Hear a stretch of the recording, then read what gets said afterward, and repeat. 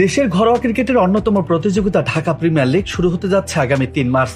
এর আগে চলছে দলবদলের কার্যক্রম, যেখানে সবচেয়ে আলোচিত নাম সাকিব আল হাসান। সাবেক বাংলাদেশ অধিনায়ক এবার লিজেন্ডস অব রূপগঞ্জের হয়ে খেলতে যাচ্ছেন। শনিবার অনলাইনের মাধ্যমে দলবদল সম্পন্ন করবেন সাকিব। যুক্তরাষ্ট্রে অবস্থান করায় সেখান থেকে তিনি আনুষ্ঠানিকভাবে চুক্তিবদ্ধ হবেন দলটির সঙ্গে। তবে তার খেলা নির্ভর করবে দেশের ফেরার উপর। ক্লাব কর্তৃপক্ষ জানিয়েছে, সাকিব যত ম্যাচ খেলতে পারবেন ততটুকু তার জন্য উন্মুক্ত থাকবে। লিজেন্ডস অব রূপগঞ্জ এবার শক্তিশালী দল গঠন করেছে। দলে রয়েছেন জাতীয় দলের ক্রিকেটার সৌম্য সরকার, তানজিদ হাসান তামিম, জাকের আলী অনিক, তানজিম হাসান সাকিব। অধিনায়ক হিসেবে দায়িত্বে রয়েছেন অনূর্ধ্ব-19 বিশ্বকাপ জয়ী আকবর আলী। এদিকে অন্য ক্লাবগুলোও দলবদলে ব্যস্ত সময় পার করছে।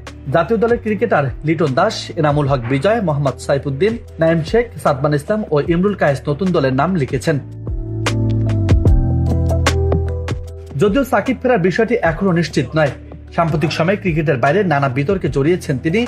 তবে ঘরোয়া ক্রিকেটে ফেরার মাধ্যমে আবারও মাঠে নামার সম্ভাবনা তৈরি হলো সাবেক বিশ্বসেরা অলরাউন্ডারের।